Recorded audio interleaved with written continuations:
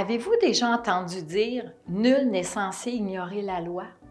En tout cas, moi, je l'ai entendu. Est-ce que vous avez lu votre Code civil du Québec? Moi, comme courtier, je l'ai lu, puis comme agréé, je l'ai lu 2 fois. Alors, aujourd'hui, je veux vous parler de « On vit avec un conjoint sans être marié ». Je pourrais dire que 50% de ma clientèle n'est pas mariée. Sauf que la journée où on achète une maison, vous savez, souvent j'entends le 50-50. Sauf que savez-vous que la journée où il arrive un décès, si vous n'avez pas fait de testament, votre 50%, il va à 1/3 à vos parents et 2/3 à vos enfants. Tout d'un coup, vous avez un nouveau copropriétaire, sauf que celui-ci, il n'a pas signé l'hypothèque. Donc, vous avez pleine charge de l'hypothèque. Alors, pour parer à ce genre de choses-là, ce qui est important, c'est de prendre une assurance vie. Une assurance vie indépendante de l'institution, car elle vous protège pour le montant total, parce qu'on sait que les maisons prennent de la valeur au lieu de dévaluer.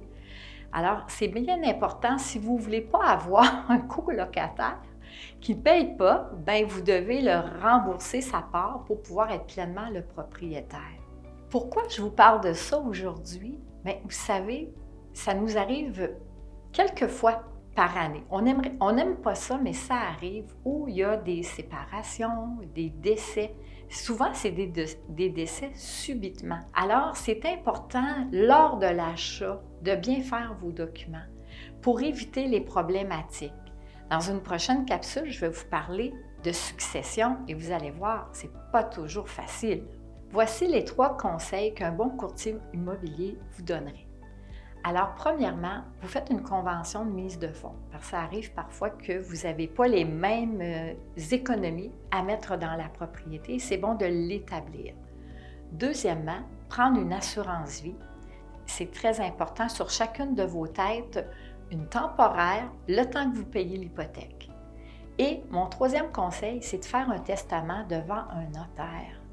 Parce que si vous en faites un sur un bout de papier holographe qu'on appelle, savez-vous que ça prend énormément de temps à se faire authentifier et ça coûte vraiment de l'argent plus que d'avoir fait un testament. Faites un bon achat en toute sécurité. Vous ne savez pas par où commencer pour acheter votre première maison? Vous avez besoin de conseils? Vous savez, vous pouvez me téléphoner, vous pouvez m'écrire, puis on se fera un Zoom ou encore, vous venez me rencontrer. On va regarder ça.